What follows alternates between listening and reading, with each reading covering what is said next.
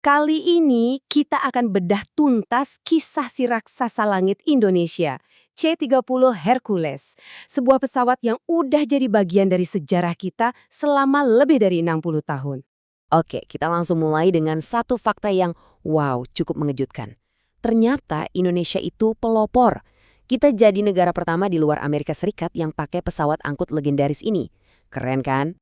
Dan ini tuh bukan sekedar beli pesawat biasa ya, ini adalah sebuah langkah strategis yang jadi awal dari hubungan panjang puluhan tahun antara Indonesia dengan mesin yang luar biasa ini.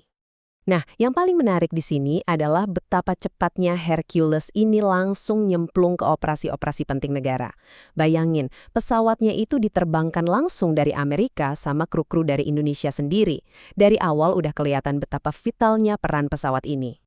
Dari sinilah kita bisa lihat gimana status legendaris Hercules sebagai tulang punggung Angkatan Udara Indonesia mulai terbentuk. Ini bukan cuma pesawat angkut barang, tapi lebih dari itu. Moto ini, ini pas banget buat ngegambarin semangat para kru dan pesawatnya. Kuat, penting, punya peran vital, tapi tetap rendah hati dan didedikasikan sepenuhnya untuk melayani negara. Buat negara kepulauan kayak Indonesia, punya Hercules itu bukan lagi kemewahan, itu sebuah keharusan. Fleksibilitasnya buat nyambungin ribuan pulau, entah itu pas lagi ada bencana atau di masa damai, itu nggak ada gantinya.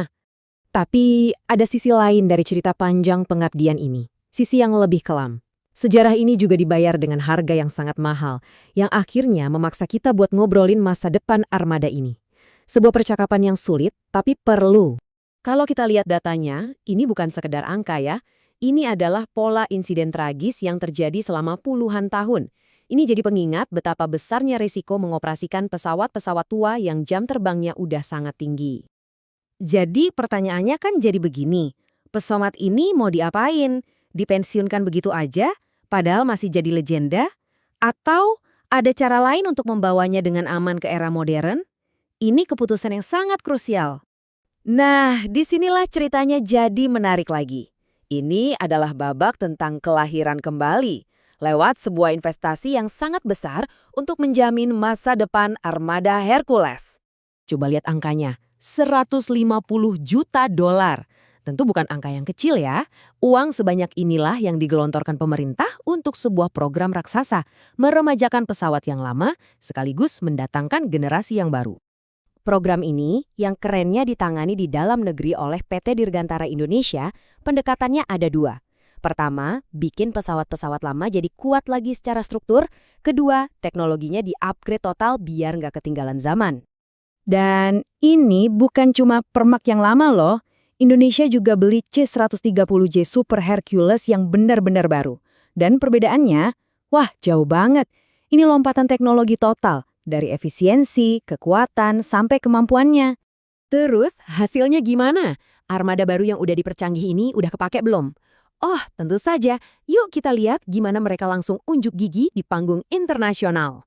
Dan akhirnya pada Mei 2024 kemarin, armadanya lengkap. Super Hercules yang kelima udah datang, yang artinya Skuadron 31 sekarang makin kuat untuk puluhan tahun ke depan.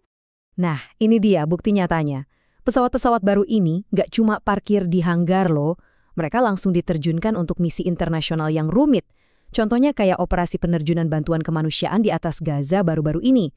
Ini menunjukkan jangkauan global Indonesia. Jadi, kalau kita lihat lagi perjalanannya, luar biasa ya. Dari jadi negara pertama yang pakai, sampai sekarang mengerahkan generasi terbarunya untuk misi global. Kisah Hercules di Indonesia ini adalah cerita tentang warisan yang terus hidup dan selalu diperbarui. Pertanyaannya, babak baru apa lagi yang menanti sang raksasa langit kita?